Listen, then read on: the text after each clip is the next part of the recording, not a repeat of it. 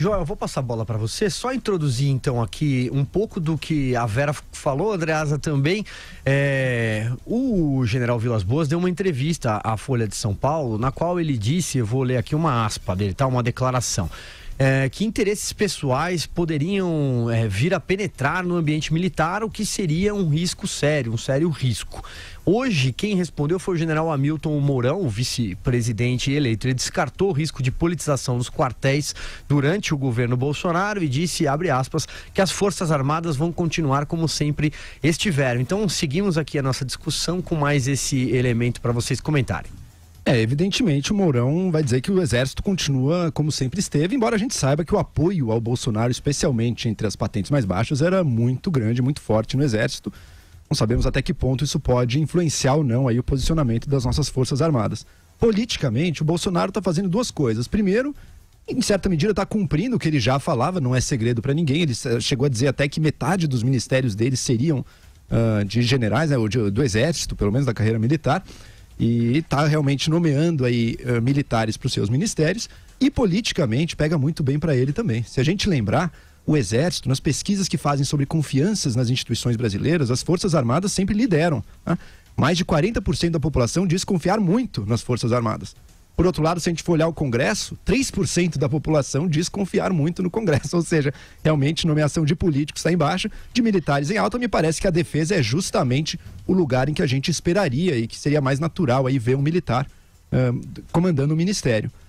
O Bolsonaro, ao nomear muitos militares, quer dizer, existe gente boa e gente ruim aí, não é preciso estigmatizar as Forças Armadas como se, nossa, tá nomeando militares seja um perigo para a nossa democracia, longe disso.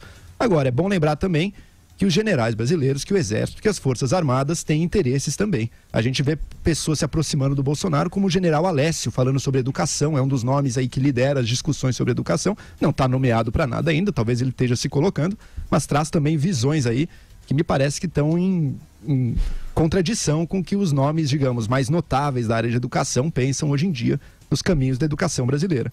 Vamos esperar pelas próximas nomeações. A nomeação para o Ministério da Defesa, uma nomeação sólida, não é motivo de preocupação. Eu acho que a gente tem que discutir um pouco essa questão, né, da participação dos militares nesse grau em que o Bolsonaro fez, porque ela é, de fato, inédita em 30 anos de redemocratização. Portanto, ela é algo que tem de ser olhado com o que a gente ainda não lidou desde a redemocratização. A preocupação vem do comandante do Exército. Ele diz, olha, há um risco de que o excesso de militares que se candidataram, o fato de o presidente eleito ser um ex-militar e ter, portanto, a sua figura associada ao meio militar, embora ele faça uma distinção de que o Bolsonaro é um político muito mais do que um militar, porque saiu há muito tempo e como capitão reformado nem escalou toda a hierarquia da carreira, etc. Ele diz que há um risco de que haja uma personalização das ideias dentro das Forças Armadas. Ele fala com conhecimento de causa.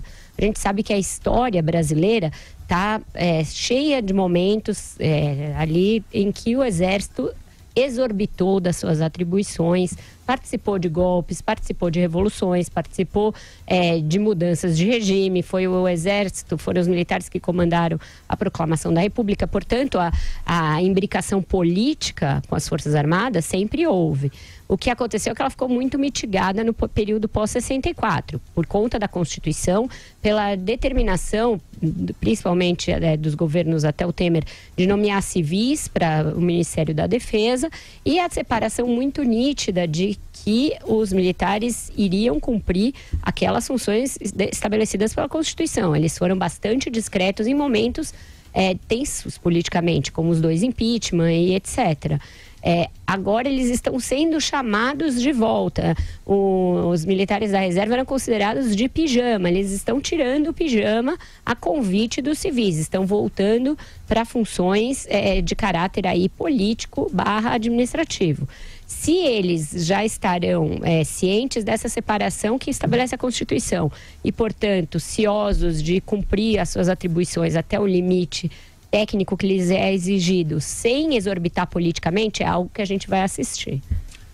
Lembrando que a população, né, Vera, também clama pela volta dos militares muitas vezes. A gente viu na greve dos caminhoneiros, no início do ano, como em quase todos os pontos de parada havia pedido, sim, com grande apoio da população, a intervenção militar, até um sonho de volta da ditadura. Isso, a ideia do Exército, no momento em que a população vive a descrença, o medo, né, a insegurança quanto ao futuro, a ideia de força e de segurança que o Exército passa volta a falar muito alto aí junto à população. Esse que é o risco.